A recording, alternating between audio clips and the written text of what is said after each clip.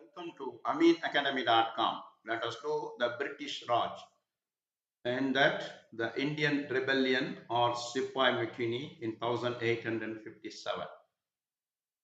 The Indian rebellion of 1857 was a widespread upspring against British rule in India that began as a mutiny of Indian soldiers in the British East India Company's army. The rebellion lasted from 1000 May 10, 1857 to July 8, 1859. Some causes of the rebellion include new cartridges. Rumors spread that the cartridges of the pattern of 1853 Enfield rifle were greased with pig and cow fat. Economic policies. Many Indians resented the economic policies of the East India Company, including heavy taxation on land. Doctrine of lapse. This British policy involved annexing the lands of any ruler who died without a male heir. Cultural and racial insensitivity. Some Indian soldiers felt that British officers were culturally and racially insensitive. Justice system. Indians felt that the justice system was unfair to them. The rebellion resulted in bloody campaign that lasted over a year and involved atrocities on both sides. British took severe reprisals for the massacres perpetrated by the rebels. The chaos that followed the rebellion also contributed to a major famine. The rebellion resulted in the establishment of the British Raj, which ruled India for the next 90 years. The Indian rebellion of 1857, widespread but unsuccessful rebellion against British rule in India in 1857 to 59. Begum in Meerut by Indian troops, sepoys in the service of the British East India Company. It spread to Delhi, Agra, Kanpur, and Lucknow. It was long described by Western historians as the Indian Mutiny or Sepoy Mutiny. In India, it is also called the First War of Independence and other similar names. Now, let us discuss more about the Indian Rebellion of 1857. The Indian Rebellion of 1857 background.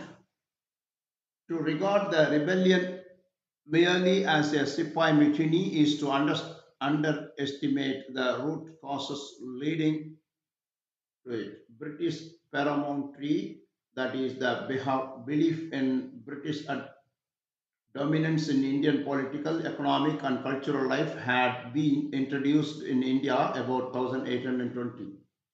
The British increasingly used a variety of tactics to usurp control of the Hindu princely states that were under what were called subsidiary alliances with the British. Everywhere, the old Indian aristocracy was being replaced by British officials. One notable British technique was called the doctrine of lapse, first perpetrated by Lord Dalhousie in the late 1840s. It involved the British prohibiting the Hindu ruler without natural heir from the adopting a successor, and after the ruler died or abdicated, annexing his land. To those problems may be added the growing discontent of the Brahmins, many of whom had been dispossessed of their revenue or had lost lucrative positions. Another serious concern was the increasing pace of westernization by which Hindu society was being affected by the introduction of Western ideas. Missionaries were challenging the religious beliefs of the Hindus. The humanitarian movements led to reform that went deeper than the political superstructure. During his tenure as Governor General of India, Lord Dalhousie made efforts towards emancipating women and had introduced a bill to remove all legal obstacles to the remarriage of Hindu widows. Converts to Christianity were to share with their Hindu relatives in the property of the family estate. Share with their Hindu relatives in the property of the family estate. There was a widespread belief that a British aimed at breaking down the caste system. The introduction of Western methods of education was a direct challenge to orthodoxy, both Hindu and Muslim. The rebellion broke out to the Bengal army because it was only in the military sphere that Indians were organized. The pretext for revolt was the introduction of the new Enfield rifle. To load it, the Sepoy had to bite off the ends of the lubricated cartridges. A rumor spread among the Sepoys that the grease used to lubricate the cartridge was a mixture of pigs and cow's lard. Thus, to have oral contact with it was an insult to the both Muslims and Hindus. There is no conclusive evidence that either of the material was actually used to on any of the cartridge in questions. However, the perception that the cartridge were tainted added to the larger suspicion that the British were trying to undermine Indian traditional society. For their part, the British did not pay enough attention to the growing level of Sepoy discontent, the rebellions.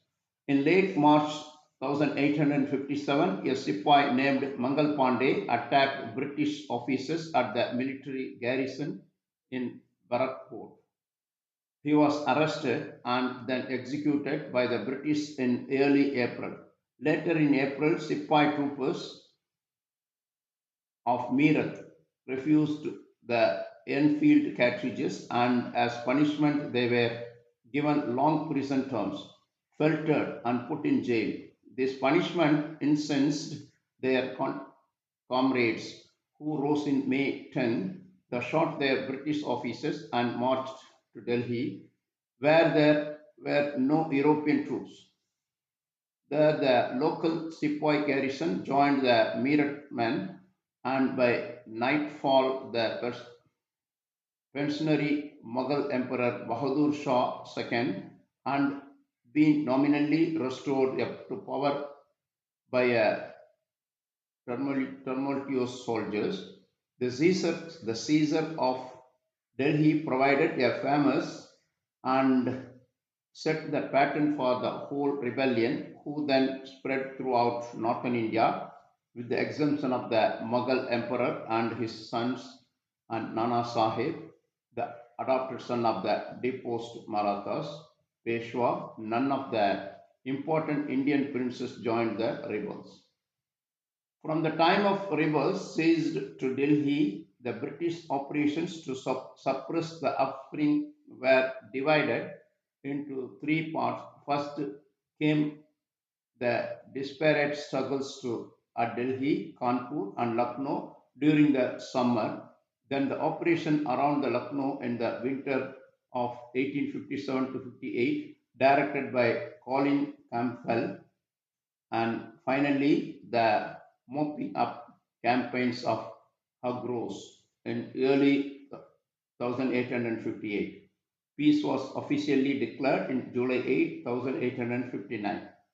A grim feature of the rebellion was the ferocity that accompanied it. The rebels commonly shot their British officers on raising and were responsible for massacres at Delhi, Kanpur, and elsewhere. The murder of women and children enraged the British, but in fact, some British officers began to take severe measures. Before they knew that any much murders had occurred, and the end of reprisals far outweighed the original excesses. Hundreds of sepoys were boycotted or fired from cannon in a frenzy of British vengeance, though some British officers did protect the bloodshed. Afterward, the immediate result of the rebellion was a general house cleaning of the Indian administration.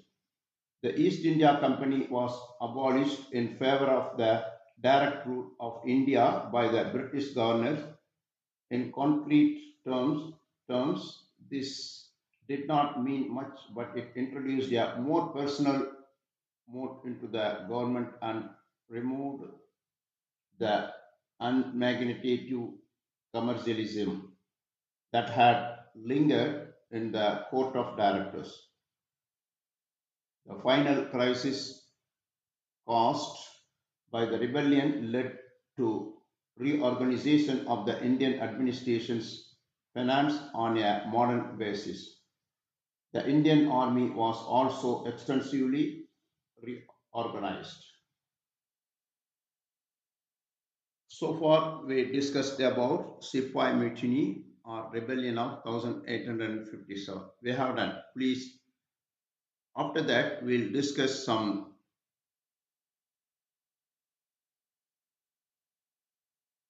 real heroes about Sepoy mutiny.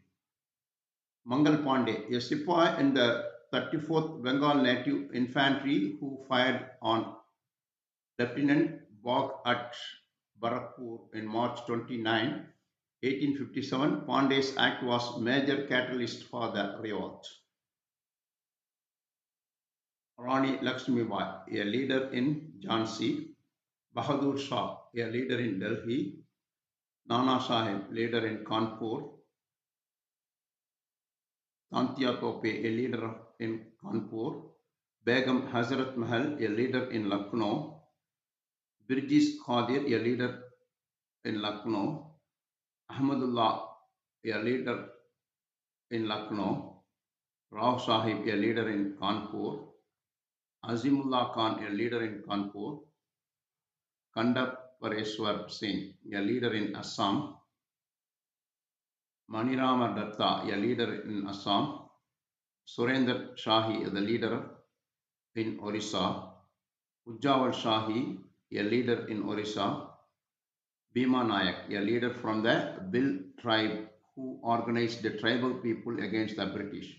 The rebellion was triggered by a rumor that the cartridge for the new Enfield rifles were greased with animal fat, which would be an insult to both Hindus and Muslims. Among, among the real heroes, but there are still more rebellion heroes are in this revolt. We have done. Please subscribe our YouTube channel.